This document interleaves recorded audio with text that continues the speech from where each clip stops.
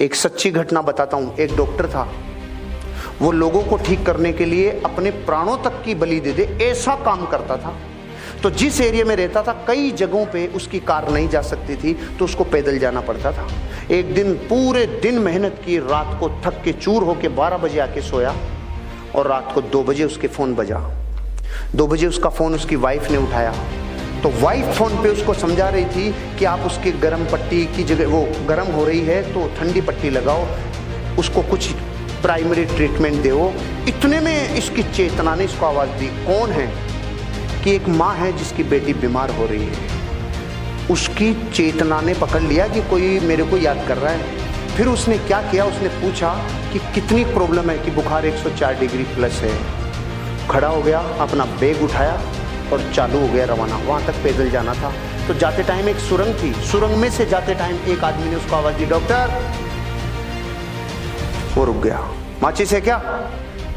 तो उसने अपना बैग रखा, माचिस तिल्ली जलाई और उसकी सिगरेट जला दी। जलाते टाइम इसका चेहरा देखा, चला गया। फिर जब वापस आ रहा था उस लड़की का इलाज करके, वापस उसने पूछा, डॉक्टर माचिस है क्या?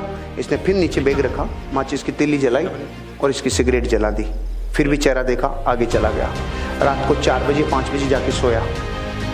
सुबह 7 बजे इसके ऑफिसर का फ़ोन आया, इसके डॉक्टर ऑफिसर का फ़ोन आया कि आपकी अर्जेंट ज़रूरत है हमें।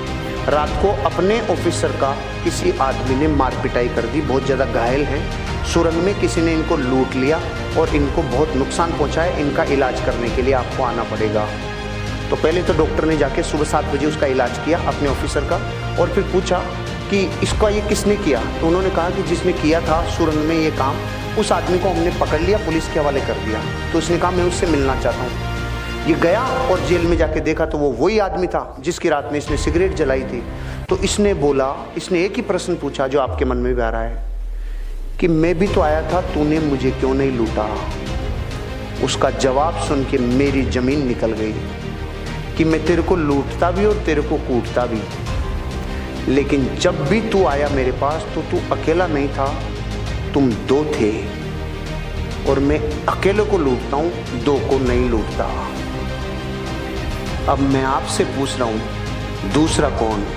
वो देवीय शक्ति थी जो उसकी मदद कर रही थी। मैं आपको ये बताना चाह रहा हूँ, जब ये स्टोरी मैंने पढ़ी ना, ये अमेरिका के किसी डॉक्टर की कहानी है जिसने अपनी बायोग्राफी में लिखी है। उसके साथ वो पावर थी जिसको आप लोग और हम लोग सुप्रीम पावर कहते हैं, क्योंकि उसको ये पता था कि इस आदमी के साथ हादसा होगा जो अपने प्रोफेशन को इतना बेइंतहा मोहब्बत